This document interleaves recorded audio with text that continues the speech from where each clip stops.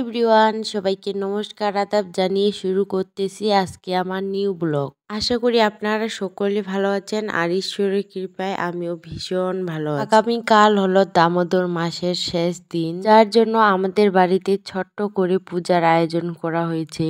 আর আজকে আমি সকাল সকাল কাজে লেগে পড়ছি। প্রথমে আমি ঘরগুলো লেপতেছি। আসলে মেয়েদের জীবনটা বড়ই অদ্ভুত। বাবার বাড়িতে সকালটা শুরু হতো একরকম ভাবে আর শ্বশুর বাড়িতে শুরু হচ্ছে একেবারে অন্যরকম ভাবে। বাবার বাড়িতে লেট করে ঘুম থেকে উঠতাম। ঘুম থেকে উঠেই কোনো রকম ভাবে হাতে ব্রাশটা নিয়ে ফ্রেশ হয়ে খাবার খেতাম। আর শ্বশুর বাড়িতে সকালবেলা ঘুম থেকে উঠে ফ্রেশ হতে না হতে রান্নার কাজে লেগে পড়তে হয়। রান্না বান্না শেষ হলে পরিবারের সকলকে খেতে দিতে হয়।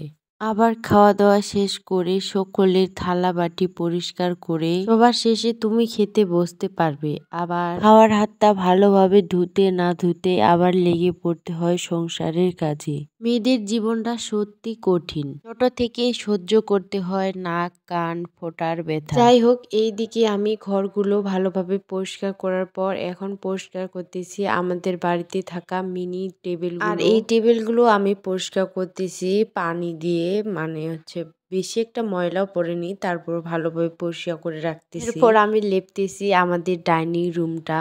আমাদের ডাইনিং রুমটার ফ্লোরটা যেহেতু হচ্ছে প্লাস্টার করা হয়নি, মাটির ফ্লোর, তাই আমি এই রুমের হচ্ছে ফ্লোরটা মাটি দিয়ে ভালোভাবে লেপতেছি। আর আমার যেহেতু ছোট থেকে গ্রামে বড় হওয়া, তারপরও এগুলো কাজ আমি তেমন একটা করি নাই, শুধু দেখছি আমি আমার মা বৌদিকে এগুলো কাজ করতে। ওদেরকে দেখে দেখে এগুলো কাজ আমি শিখছি। ওদের দেখে শিখে রাখা কাজগুলো এখন আমার ভালোই কাজে লাগতেছে। এখন অনেকে আপনারা বলতে পারেন এটা কোনো আহামরি কাজ না, সবাই করতে পারে। তবে এটা কোনো আহামরি কাজ না হলেও এই কাজটা করার সময় কিন্তু ভীষণ কষ্ট হয়। আপনারা যারা যারা এই কাজগুলো জীবনে একবার হলেও করছেন তারা ঠিকই বুঝতে পারবেন যে আমি কি বলতেছি। মানুষের কথা বাদেই দিলাম, আপনারা হয়তোবা আমাকে দেখেই বুঝতে পারতেছেন এই কাজটা করার সময় কত পরিমাণে কষ্ট হয়। আমি তো লেপতেছি, আবার বসে বসেও থাকতেছি, আবার রেস্ট নেওয়ার পর আবার লেপতেছি। এইভাবে আমি পুরো কাজটা সম্পূর্ণ করলাম আজকে। তারপর চলে আসলাম আমি কলপারে। সার্ফ এক্সেল দিয়ে এক বালতি কাপড় চোপড় আমি ভিজে রাখছিলাম, সেগুলোই ভালোভাবে কেচে এখন আমি ধুয়ে দিব। এই কাপড়গুলো কাচতে কিন্তু আমার শাশুড়ি মা আমাকে নিষেধ করছিল।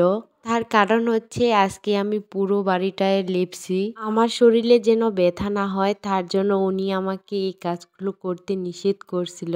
তবে কে শুনে কার কথা, আমি যেহেতু এই কাজগুলো করতে ভালোবাসি তাই আমি নিজেই কেচে দিচ্ছি কাপড়গুলো। ছোটবেলায় আমি যখন নিজেই ঠিক মতো স্নান করতে পারতাম না, সেই সময় আমি স্নান করার পর কাপড় ধুতে যেতাম আর মা সেই আমাকে বকা দিত। দেন আমি যে এখন কাপড়গুলো কাচতেছি এগুলো হলো আমাদের দরজার পর্দাগুলো অনেকদিন ধরে পরিষ্কার করা হয়নি, তাই ভাবলাম আজকে পর্দাগুলোই পরিষ্কার করে দিই। সার্ফ এক্সেলে ডুবে রাখার পর এখন আমি প্রত্যেকটা পর্দা একটা একটা করে কাচতেছি। কেচে নেওয়ার পর এখন আমি পানিতে ভালোভাবে ধুয়ে নিব।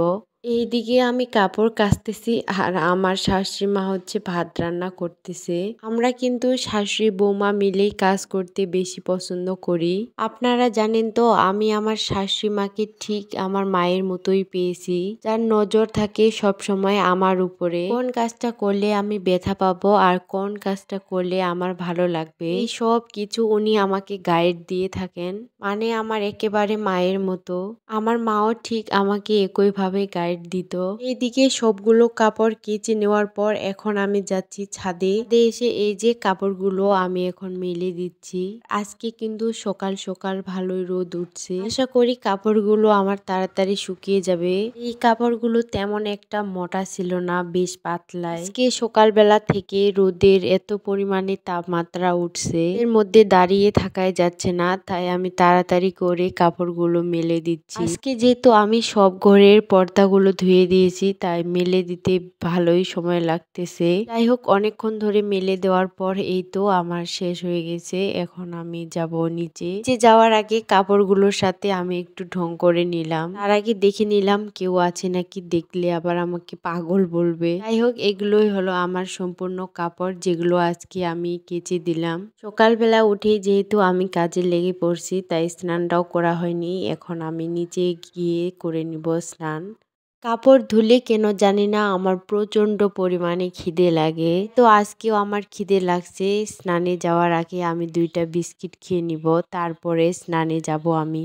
এই যে বেশ কিছুক্ষণ পর স্নান করে নিয়েছি আমি, এখন দিচ্ছি ঠাকুর পূজা। ঠাকুর পূজা দেওয়া শেষ করে এখন আমি যাব ভাত খেতে বসে পড়লাম। ওই যে বলছিলাম আমার শাশুড়ি মা রান্না করছে, আজকে মা রান্না করছিল পাট শাকের শুকাতি ভর্তা আর ডিম আলু দিয়ে তরকারি। এখন বাজে প্রায় 3টার মতো, আর ছাদে এসে দেখতেছি আমার সব কাপড়গুলো শুকিয়ে গেছে। আমি এখন সবগুলো কাপড় নিয়ে যাব নিচে। তো ভিডিওটা আজকে আমার এই পর্যন্তই। ভিডিওটা ভালো লাগলে অবশ্যই লাইক, কমেন্ট, শেয়ার, সাবস্ক্রাইব করে দিতে ভুলবেন না প্লিজ। ফেসবুক পেজ থেকে দেখে থাকলে পেজটি অবশ্যই ফলো করে দিবেন।